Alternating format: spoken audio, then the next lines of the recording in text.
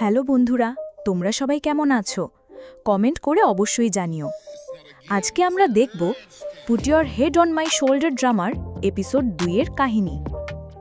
সকালের সময় আমরা দেখি মোমো তার বন্ধুর সঙ্গে সেই এঞ্জেল ছেলের কথা বলছে যে তাকে হসপিটালে নিয়ে গিয়েছিল, কিন্তু সে ছেলেটার নাম গুও ওয়েই ই, সেটা সে কাউকে বলে না।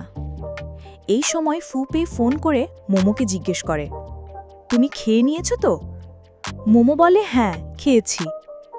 এটা শুনে ফুপেই হালকা হাসি দিয়ে বলে, ভালো হয়েছে তুমি খেয়ে নিয়েছো, আমি তো তোমার জন্য খাবার পাঠাতেই ভুলে গেছিলাম। সাইবার ক্যাফেতে গেম খেলতে খেলতেই সময় কেটে গেল। এটা শুনেই মোমো রেগে যায় আর বলে, তোমার থেকে তো আমি কিছু আশা করিই না। তবুও ফুপে তাকে বলে, চলো আজ রাতে ডিনারে যাই। কিন্তু মোমো স্পষ্টভাবে না করে দেয় আর রেগে গিয়ে ফোন কেটে দেয়। এরপর দৃশ্য বদলায়। আমরা দেখি প্রফেসর ঝু আবারও গুও ওয়েই ইয়ের জন্য ল্যাবে অপেক্ষা করছে। গুও ওয়েই ই আসার পর প্রফেসর ঝু তাকে প্রফেসর জিয়াংয়ের সঙ্গে দেখা করতে বলে, কিন্তু গুও ওয়েই ই আবারও জানিয়ে দেয়, আমি কোনো সুপারিশ নিয়ে যেতে চাই না, এবং সোজাসুজি প্রফেসরের প্রস্তাব ফিরিয়ে দেয়। এরপর আবার দৃশ্য পাল্টায়। এবার আমরা দেখি ফুপেই বাস্কেটবল খেলছে। মোমোকে দেখেই সে তার দিকে এগিয়ে আসে, আর মোমো তাকে দেখে পুরনো দিনের কথা ভাবতে শুরু করে। দৃশ্য চলে যায় ফ্ল্যাশব্যাকে। সেখানে আমরা দেখি ফুপেই বুঝছে, আমাদের জুটি কত ভালো, তাই না? তবে কেন না আমরা পড়াশোনা শেষ হওয়ার পর এক হয়ে যাই? এই কথা মনে করতে মোমো বাস্তবে ফিরে আসে, এবং ঠিক তখনই ফুপেই তার সামনে এসে জিজ্ঞেস করে, মোমো কি হয়েছে, তুমি কোথায় হারিয়ে গেলে? মোমো বলে, কোথাও না। তখন ফুপেই জিজ্ঞেস করে, তুমি এখন কোথায় যাচ্ছ? তোমার তো পায়ে ব্যথা, এরকম অবস্থায় তোমার বাইরে যাওয়া ঠিক নয়। মোমো বলে, আমি একটা ইন্টারভিউ দিতে যাচ্ছি। এটা শুনে ফুপেই বলে, তাহলে আমিও তোমার সঙ্গে যাব।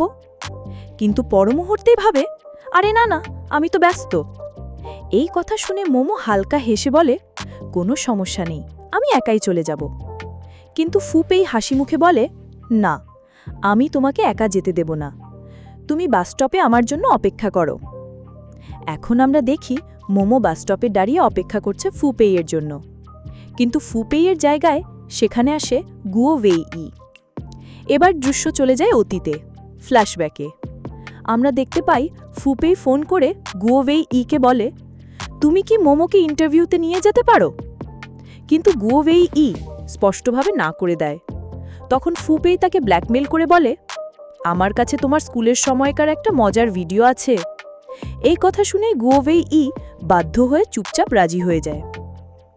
এই কারণেই সে মোমোকে নিয়ে যেতে আসে। এরপর তারা দুজন বাসে ওঠে, কিন্তু গুও ওয়েই ই মোমোর পাশে না বসে গিয়ে দূরের একটা সিটে বসে পড়ে। কিছুক্ষণ পর সে প্রফেসর ঝুকে বাসে উঠতে দেখে, এবং তৎক্ষণাৎ উঠে এসে মোমোর পাশের সিটে বসে পড়ে। তারপর সে মোমোর কানের ইয়ারফোন খুলে নিজের কানে লাগিয়ে নেয়। ঠিক তখনই প্রফেসর তাদের কাছে এসে গুও ওয়েই ইকে জিজ্ঞেস করে, তুমি কি আমার প্রস্তাব নিয়ে ভেবেছ? কি ঠিক করলে? তখন গুও ওয়েই ই বলে, স্যার, আমি এখন একটা সম্পর্কে আছি, তাই যদি আপনি আমাদের ডিস্টার্ব না করেন তাহলে ভালো হয়। এই সম্পর্কে আছি কথাটা শুনে মোমোর রীতিমতো চমকে ওঠে, কিন্তু এরপর গুও ওয়েই ই এর কথা মেনে নিয়ে সে মাথা নাড়ে। এরপর প্রফেসর মোমোকে সবকিছু জানায় যে কিভাবে গুও ওয়েই ই অ্যাডমিট কার্ড না থাকায় পরীক্ষায় বসতে পারেনি। তারা তাকে আরেকটা সুযোগ দিয়েছিল, কিন্তু সে প্রফেসর জিয়াংয়ের সঙ্গে দেখা করতে চাইছে না। তখন প্রফেসর মোমোকে বলে, তুমি যদি ওকে বোঝাতে পারো তাহলে ভালো হয়। এই কথা শুনে গুও ওয়েই ই বলে, আপনি যদি ভেবেছেন বোঝালে কাজ হবে তাহলে ভুল করছেন, কারণ সিদ্ধান্ত নেওয়ার ক্ষমতা আমার, আর আপনি এতে কিচ্ছু বলবেন না।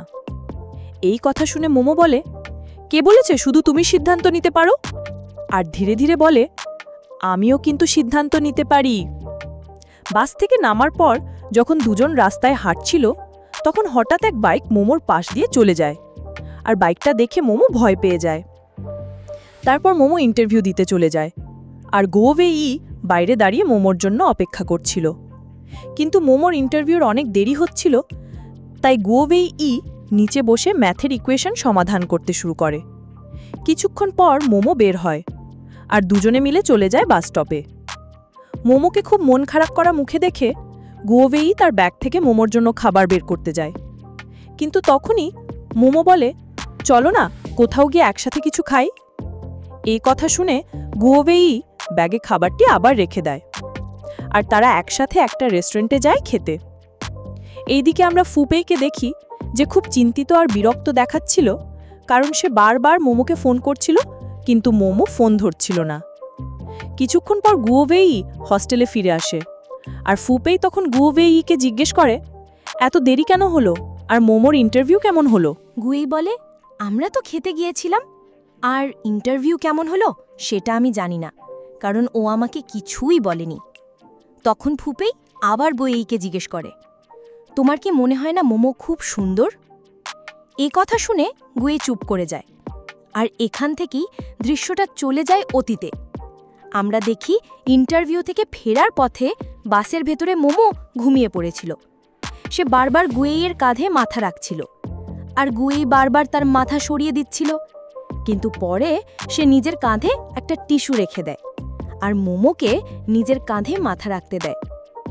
গুয়েইয়ের মুখে তখন একটা ছোট্ট মিষ্টি হাসি ছিল, আর সেটা দেখেই আমাদের মনে হয় গুয়েই কি মোমোকে ভালোবাসতে শুরু করেছে।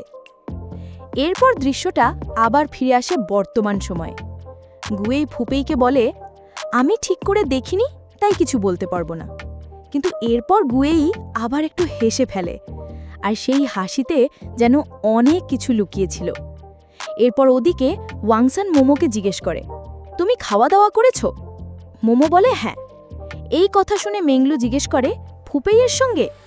মোমো বলে, না, যার কথা আমি আগেও বলেছিলাম যে আমাকে হাসপাতালে নিয়ে গিয়েছিল তার সঙ্গে। এই কথা শুনে মেংলু অবাক হয়ে জিজ্ঞেস করে, কে?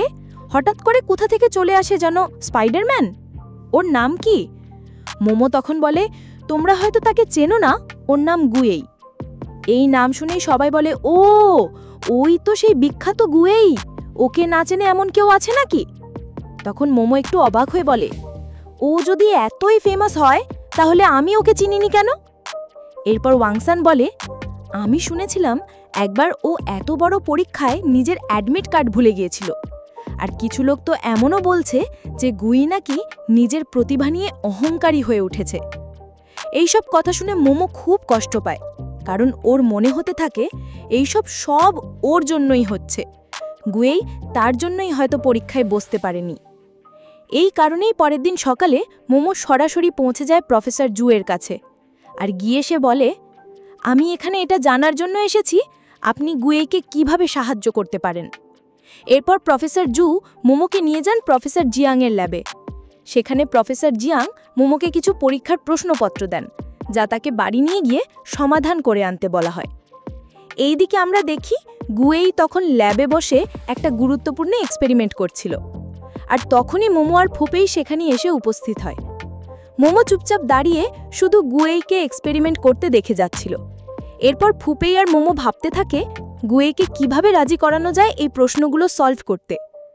গুয়েই তাদের দুজনকে দেখে জিজ্ঞেস করে, তোমরা এখানে কি করছো? তখন মোমো বলে, আমি তোমার জন্য ফিজিক্সের প্রশ্নপত্র এনেছি। এ কথা শুনে গুয়েই অবাক হয়ে জিজ্ঞেস করে, তুমি এটা কোথা থেকে পেলে? মোমো বলে, আজ আমি প্রফেসর জিয়াংয়ের সঙ্গে দেখা করতে গিয়েছিলাম, আর তিনিই আমাকে এই প্রশ্নগুলো দিয়েছেন। তখন গুয়েই বলে, এর কোনো দরকার ছিল না, এইসব ফালতু কাজ বন্ধ করো, এতে কিচ্ছু বদলাবে না। কিন্তু মোমো তখন নিজের বুদ্ধি খাটিয়ে বলে, প্রফেসর জিয়াং বলেছিলেন তোমার মতো ছাত্রদের তিনি প্রশ্নপত্র দেন না। তিনি বলেন প্রতি বছর কেউ না কেউ টপ করেই, তাই শুধু টপ করলেই কিছু আসে যায় না। তার মনে হয় তুমি এসবের যোগ্য নও। কিন্তু আমি বলেছি না, গুয়েই এটা করতে পারবে। তখনই তিনি আমাকে এই প্রশ্নগুলো দিয়েছেন। মোমো আরও জানায়, তিনি বলেছিলেন এই প্রশ্নগুলো গ্র্যাজুয়েশন পরীক্ষার জন্য বানানো হয়েছে, আর এতে খুব কঠিন প্রশ্ন রয়েছে। আমি বলেছিলাম, না প্রফেসর, গুয়েই তো এখনো প্রথম বর্ষের ছাত্র, সে কিভাবে এত কঠিন প্রশ্ন সলভ করবে? তখন প্রফেসর জিয়াং বলেন, তোমার থেকে তার কোনো আশা ভরসাই নেই যে তুমি এই পরীক্ষা শেষ করতে পারবে। এখন গুয়েই মোমোর মুখ থেকে সব কথা শোনার পর সে মোমোর হাত থেকে প্রশ্নপত্রগুলো নিয়ে নেয়, আর এটুকুতেই মোমোর কাজ শেষ। এই দৃশ্য দেখে মোমো হেসে ফেলে। প্রশ্নপত্রগুলো দেখে গুয়েইও হেসে ওঠে, কারণ ওর জন্য এই প্রশ্নগুলো ছিল একদমই সহজ। এরপর গুয়েই শুরু করে ফিজিক্সের প্রশ্নপত্র সলভ করা। সে বোর্ডে একের পর এক ক্যালকুলেশন করে যাচ্ছিল, আর মোমো তার পাশে দাঁড়িয়ে বোর্ড পরিষ্কার করে গুয়েইকে সাহায্য করছিল। সব প্রশ্নের সমাধান করার পর গুয়েই সেই পেপারগুলো মোমোর হাতে দিয়ে দেয়, আর তারপর সে মিষ্টি করে হেসে ফেলে। মোমো তখন অবাক হয়ে বলে, প্রথমবার দেখছি তোমায় হাসতে। তখন গুয়েই জবাব দেয়, এই কাজটা করে আমার সত্যিই খুব ভালো লেগেছে, এইটাই আমাকে খুশি করে। এরপর মোমো গুয়েইকে বলে, চলো কোথাও গিয়ে কিছু খাই। তিনজনেই একসাথে চলে যায় একটা রেস্টুরেন্টে খেতে, কিন্তু সেখানে গিয়েও ফুপেই তো শুধু ফোনেই ব্যস্ত। আর এটা দেখে মোমো খুবই কষ্ট পায়। তার চোখে মুখে স্পষ্ট বোঝা যাচ্ছিল তার মনের যন্ত্রণা। গুয়েইও মোমোর সেই দুঃখটা কিছুটা হলেও বুঝতে পারছিল। এরপর যখন এক ওয়েটার ফুপেইকে জিজ্ঞেস করে, আপনার গার্লফ্রেন্ডকে ড্রিঙ্ক করেন? তখন ফুপেই বলে, এই মেয়েটা আমার গার্লফ্রেন্ড না। এই কথা শুনে মোমো একদম ভেঙে পড়ে। সে কিচ্ছু খায় না, শুধু ড্রিঙ্ক করতে থাকে। ঠিক তখনই সেখানে এসে হাজির হয় প্রফেসর জু। তিনি মজা করে গুয়েইকে জিজ্ঞেস করেন, তুমি তাহলে সিটোমুকে ডেটে নিয়ে এসেছ? গুয়েই একটু হাসি দিয়ে বলে, হ্যাঁ ঠিকই ধরেছেন। মোমো তখন এতটাই ড্রিঙ্ক করছিল যে একসময় গুয়েই তার হাত থেকে বিয়ারের বোতলটা কেড়ে নেয়। এরপর যখন তিনজন হস্টেলের দিকে ফিরছিল, মোমো ঠিক মতো হাঁটতেও পারছিল না, কারণ সে পুরোপুরি ড্রাঙ্ক হয়ে গিয়েছিল। তখন ফুপেই তাকে সামলাতে যায়, কিন্তু মোমো রেগে গিয়ে বলে, ছাড়ো আমাকে, তুমি এখন খুব অহংকারী হয়ে গেছো, তোমার সঙ্গে আমার কোনো বন্ধুত্ব নেই। এই বলে মোমো হেঁটে চলে যায়। মোমো চলে যাবার পর ফুপেই গুয়েইকে জিজ্ঞেস করে, তোমার ওর সঙ্গে কোনো সম্পর্ক আছে? তখন গুয়েই বলে, সেদিন যখন আমি ওর সঙ্গে ইন্টারভিউতে গিয়েছিলাম, রাস্তায় আমার দেখা হয়েছিল মিস্টার জুমাইকের সঙ্গে। তিনি চেয়েছিলেন আমি যেন প্রফেসর জিয়াংয়ের সঙ্গে দেখা করি, তাই আমি তাকে মিথ্যে বলেছিলাম যে আমি ওর সঙ্গে ডেট করছি।